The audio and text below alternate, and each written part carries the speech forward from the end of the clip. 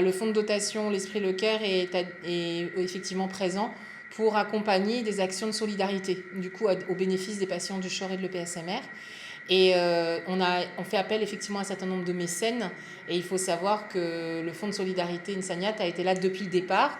Le vice-président, c'est M. Rabat du Fonds de dotation L'Esprit Le Caire. Et effectivement, il est le président aussi du Fonds de dotation Insaniat. Ça facilite les liens. C'est une période qui est particulière. Et puis c'est même plutôt difficile, je dirais, d'avoir nos enfants hospitalisés déjà pour les enfants eux-mêmes. C'est assez compliqué pour les parents. Et l'ensemble de la famille ne pourra pas être présente. C'est exactement pareil aussi à l'unité Vanille, où vous avez été ce matin. Donc pour nous et pour les équipes et pour nos fonds de dotation respectifs, c'est important de ramener l'esprit de Noël et un peu de magie en rappelant aux enfants et aux parents qu'on ne les oublie pas, qu'on est à leur côté et que c'est important que la magie de Noël soit aussi présente, même lorsqu'on est en situation difficile et lorsque nos enfants sont amenés effectivement à avoir besoin de soins.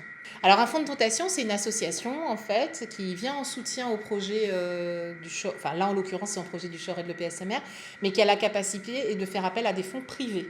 Donc c'est vrai que c'est assez innovant pour les établissements de santé qui n'ont pas forcément toujours l'habitude.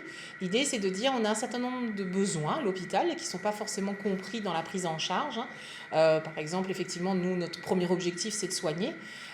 L'idée, c'est par exemple de ne pas avoir des murs blancs, mais d'avoir des artistes qui soient présents aux côtés des enfants, qui puissent faire des activités culturelles, qui puissent faire des ateliers pour exprimer leurs émotions. Et on s'est rendu compte, après le Covid, qu'on a un certain nombre de mécènes privés qui souhaitaient intervenir et aider l'hôpital. Donc on s'est structuré pour pouvoir accueillir ces mécènes et donc du coup financer, avec effectivement la volonté des mécènes, du coup, un certain nombre d'actions.